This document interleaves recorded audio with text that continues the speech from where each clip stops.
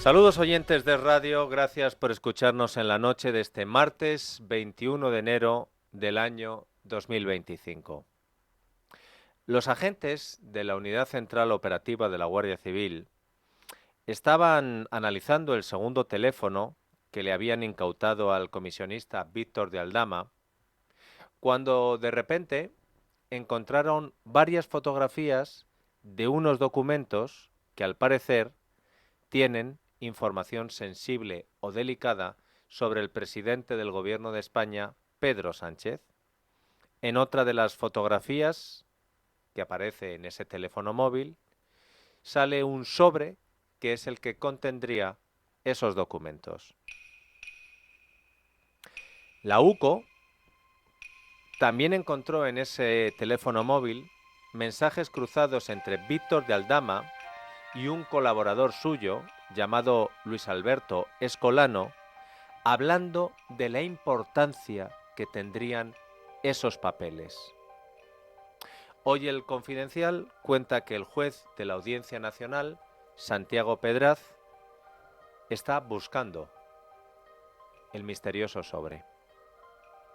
Según la Guardia Civil, el aparente custodio de esa documentación sería el tal Escolano, el colaborador de Aldama. De ahí que el juez Pedraz tomara una decisión importante y que no sabíamos hasta hoy.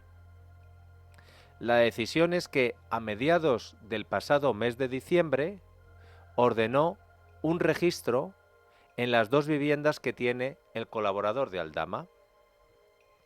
Y no ordenó el registro en un día cualquiera, no. Lo ordenó el 16 de diciembre, el día en el que Aldama estaba citado a declarar en el Supremo. Mientras Aldama hablaba en el Supremo, agentes de la UCO entraban a primera hora de la mañana en la casa que Escolano tiene en Calatayud, en Zaragoza, en busca del sobre con los documentos. Y a la misma hora, para que nadie pudiera filtrar, avisar, a la misma hora, a las 8 de la mañana, agentes de la UCO registraban también la casa que Escolano tiene en la calle Orense de Madrid. Sin embargo, puede que fueran previsores, los custodios del sobre, o puede que alguien les avisara, porque en ninguna de las dos viviendas apareció el mencionado sobre, y eso que los agentes estuvieron 5 horas buscando, por ejemplo, en la casa de Calatayud. ¿Dónde está el sobre? ¿Qué información sensible contiene ese sobre? De momento no lo sabemos, al menos nosotros, pero el juez Pedraz sigue buscando y tiene a su favor que todavía no conocemos el resultado completo del análisis del teléfono móvil que se le intervino a Aldama en su segundo arresto. Pero son importantes las fechas, 16 de diciembre, Aldama va al Supremo, el juez Pedraz, que instruye otra causa, la de los hidrocarburos, le dice a la UCO, el día es hoy. Pero, ¿desde cuándo sabe Pedro Sánchez que el juez Pedraz, que no es precisamente un clásico de la fachosfera, está buscando un sobre con un supuesto informe pelícano? O traducido al sanchismo, informe pedrícano. ¿Tiene esto algo que ver con las prisas que le han entrado al sanchismo en el último mes? ¿Tiene algo que ver la búsqueda de ese sobre con que en 4 o 5 semanas el sanchismo haya anunciado de una tacada una ley para cargarse las acusaciones populares y recusar de forma masiva a los jueces con carácter retroactivo? Otra ley para cargarse a las asociaciones de jueces y conseguir que jueces afines entren en la carrera fiscal porque casi te iban a dar el título en una tómbola, sin necesidad de oposición.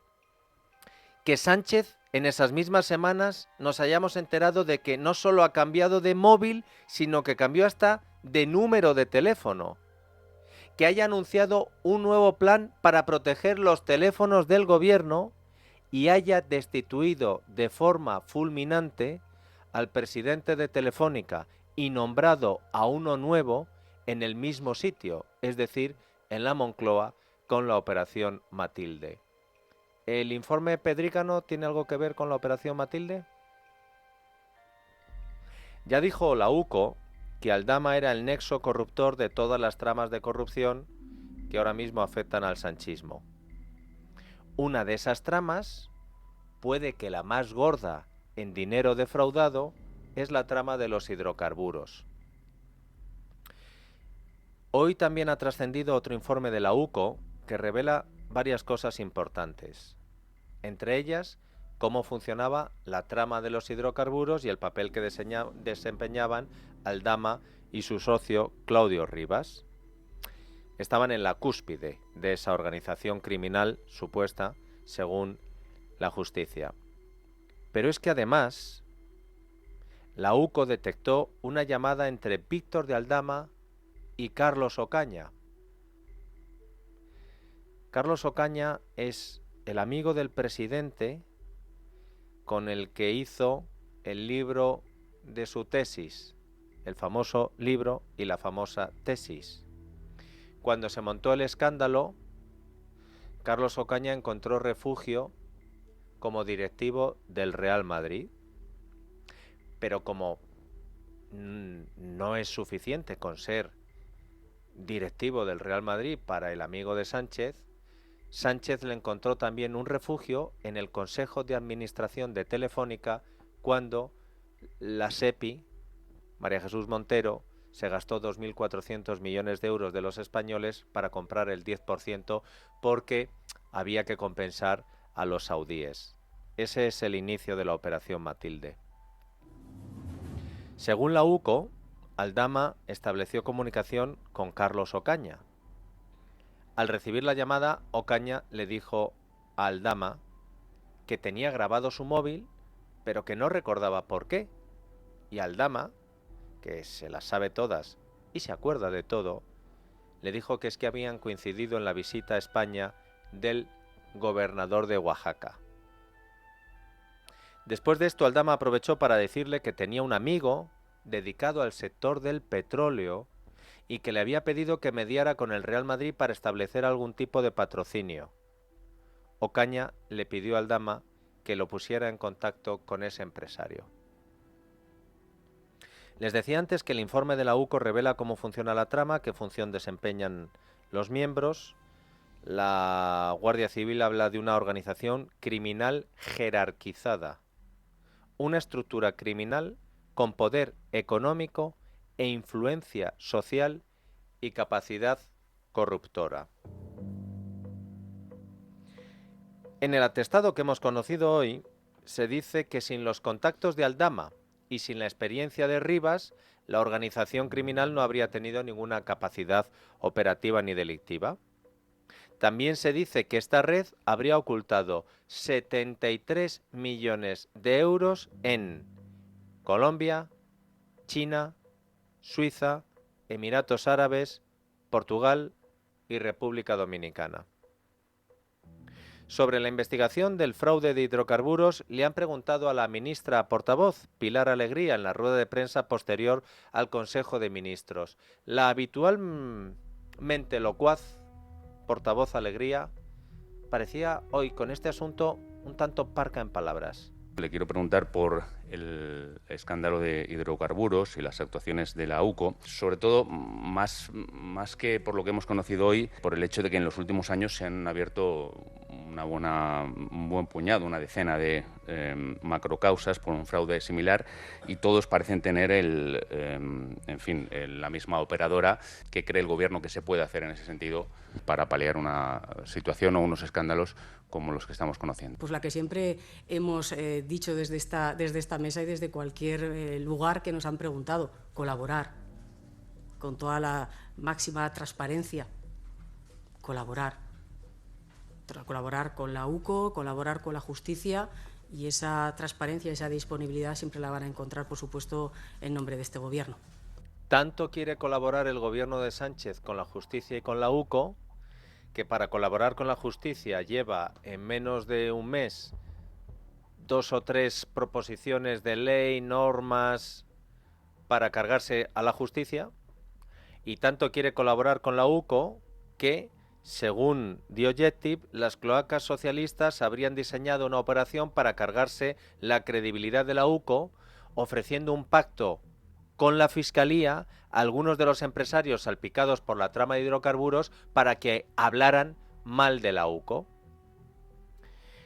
Esta causa de los hidrocarburos, además de Aldama y Arribas, también tiene como protagonista a Carmen Pano, que es la empresaria que dijo que había llevado 90.000 euros en efectivo en una sobre, en unas bolsas, a la sede de Ferraz del PSOE, y que dijo haber comprado el chalet de Ábalos en Cádiz. Carmen Pano, recuerden el nombre. Esta tarde, la Sala de lo Penal de la Audiencia Nacional ha ordenado a Ismael Moreno, el juez que instruye otra causa, la del caso Koldo, que cite a declarar como testigo a Carmen Pano, la de hidrocarburos. El juez Moreno descartó citarla a declarar. La Fiscalía, por supuesto, dijo nada, que no venga. Pero como esta decisión fue recurrida, ahora es la Sala de lo Penal la que le dice al juez que la declaración de Carmen Pano puede ser muy útil también en el caso Koldo. Y vean hasta qué punto debe ser útil lo que puede decir Carmen Pano, que hay gente que desearía controlar su testimonio. Cuenta hoy The Objective que el despacho de Baltasar Garzón le habría ofrecido a Carmen Pano llevar su defensa. Al parecer, Garzón se habría puesto en contacto con ella hace un par de semanas a través de intermediarios. Y yo, cada vez que veo aparecer a Garzón en este tipo de saraos, me acuerdo de varias cosas. Cuando de pronto se hizo abogado de Correa, y el tema Correa dio un cambio, y de ahí moción de censura. Y también me acuerdo que el Diario Público informó que Baltasar Garzón, el marido de la exfiscal general de Pedro Sánchez, trabaja para PDVSA, la petrolera de Maduro, y trabajó para la Banca de Andorra, y tituló Público: el banco de los excapos de Venezuela. Imaginen para qué se ofrece Baltasar Garzón como abogado para ser el letrado de Carmen Pano, ¿verdad? Imaginen. O no imaginen, porque cuando la empresaria hizo la confesión pública, el PSOE pidió al juez instructor que no la llamara a declarar. Carmen Pano, ¿para qué? Y ahora el marido de Dolores Delgado se ofrece como abogado. Hombre, yo supongo que, aunque sea por cuidar las formas, el pacto con la Fiscalía que le van a ofrecer a Carmen Pano lo haga García Ortiz, amigo de Baltasar Garzón y Dolores Delgado, que no lo haga el despacho de Garzón. Aunque claro, si Santos Cerdán está ofreciendo pactos con la Fiscalía a imputados por aquí, imputados por allá. Y para que vean que todo viene hilado, García Ortiz, el heredero de Dolores Delgado, que quiso compensar a la mujer de Garzón dándole un cargo en la Fiscalía que fue recurrido y anulado, pues es protagonista porque hoy el juez del Supremo, Ángel Hurtado, que investiga a este fiscal general del Estado por revelar secretos, ha tomado declaración como testigos a los jefes de prensa de la Fiscalía General y de la Fiscalía de Madrid. Y cuenta El Mundo que la directora de comunicación de Álvaro García Ortiz, Mar Edo, ha reconocido ante el juez que ella también ha cambiado de teléfono móvil cuando estaba abierta ya la causa por la filtración. Edo ha dicho que tampoco conserva una copia de seguridad de su teléfono anterior. Es decir, el mismo proceder que su jefe. Hace una semana el fiscal Salto, también declarando ante el juez Hurtado, dijo que es mentira que exista un protocolo de seguridad que obligue a los fiscales a cambiar de móvil y borrar su contenido. Pero imaginen cómo va a justificar que la jefa de prensa del fiscal general también se viera obligada a deshacerse de su móvil. ¿Pero qué tipo de chats tenían y con quién tenían esos chats el fiscal general y su jefa de prensa? Por cierto, que es un detalle sin importancia. ¿Saben dónde trabajaba la jefa de prensa del fiscal general antes de ser jefa de prensa del fiscal general? En comunicación de presidencia del gobierno de Sánchez. Ayer les contamos que el juez Hurtado ha acordado enviar una comisión rogatoria a WhatsApp y a Google para recuperar los mensajes y correos de Álvaro García Ortiz. No es tarea sencilla, pero hay un precedente bastante reciente que se resolvió de manera satisfactoria, Esmeralda. Es el caso de Samuel Luiz, un joven al que un grupo de personas asesinó en La Coruña en el año 2021. Hace apenas 2 semanas, los 4 autores del crimen fueron condenados a un total de 74 años de prisión. Tras los hechos, varios de los implicados borraron mensajes de sus teléfonos móviles. Cuenta el diario El Español que el comisario de la policía, que estaba al mando de la investigación, solicitó al juez que pidiera esa información a Estados Unidos. Concretamente, se trataba de mensajes de WhatsApp e Instagram. Las autoridades judiciales estadounidenses accedieron a la comisión rogatoria. Fuentes policiales le han dicho al Español que se recuperaron la mayoría de los mensajes borrados, que tardaron 2 o 3 semanas en enviárselos desde Estados Unidos, pero que respondieron con toda la información. Estas pruebas resultaron clave para determinar la participación de los implicados y las motivaciones del asesinato. Veremos si en el caso del fiscal general es posible la recuperación de los datos y cuándo remiten esos datos desde Estados Unidos. Pero lo que está claro es que ni las amenazas de juego sucio, ni el cambio de leyes, ni las operaciones Matilde están parando ni a la prensa, ni a la UCO, ni a los jueces. Publica el Independiente que la Guardia Civil ha encontrado informaciones de interés en el WhatsApp del fiscal general del Estado. Los agentes están contando con el apoyo de la unidad especializada en cibercrimen y, según cuenta este diario, en el último informe avanzan que han extraído detalles del terminal de García Ortiz. Concretamente, dicen en el informe que en el caso de la aplicación WhatsApp se ha extraído en las presentes actuaciones información que se considera de interés para el esclarecimiento de los hechos, aunque no detallan exactamente cuál. Además, noticia de Miguel Ángel Pérez en Libertad Digital, mañana la UCO, por orden del juez Hurtado, va a copiar el contenido íntegro de uno de los teléfonos del fiscal general.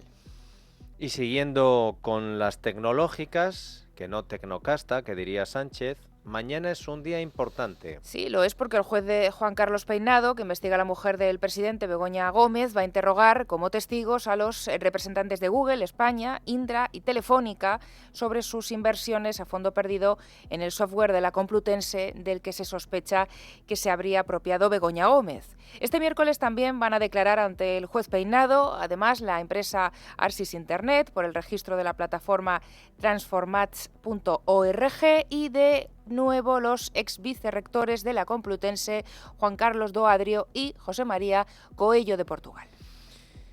Y mientras tanto, la juez Viedma, que investiga al hermano del presidente del gobierno, pide más información sobre otra figura misteriosa que ha aparecido en todos estos escándalos, que es la de Luis María Carrero, asesor de Moncloa, miembro de la unidad de mensaje de presidencia del gobierno, y ese señor que se refería a David Sánchez Pérez Castejón como hermanito en los correos intervenidos por la UCO. Carrero fue contratado en mayo del pasado 2024 por la Diputación de Badajoz, aunque la juez Viedma, en su última providencia, señala que constan correos con este hombre, abro comillas, mucho antes de que aparezca en el organigrama de la Delegación de Cultura de la Diputación.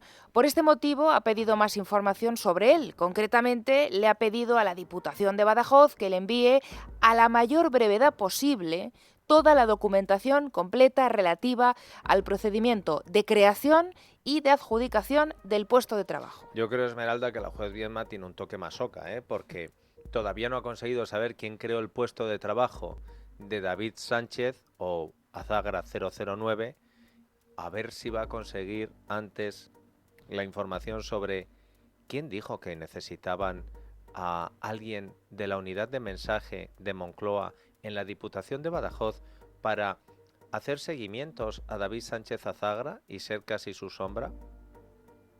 Recapitulamos.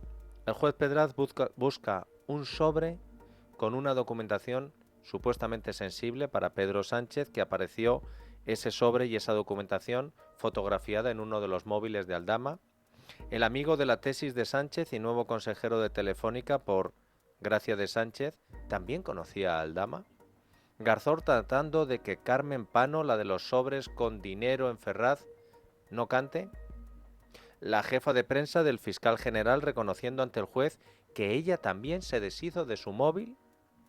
El juez pidiendo a WhatsApp que recupere los mensajes borrados.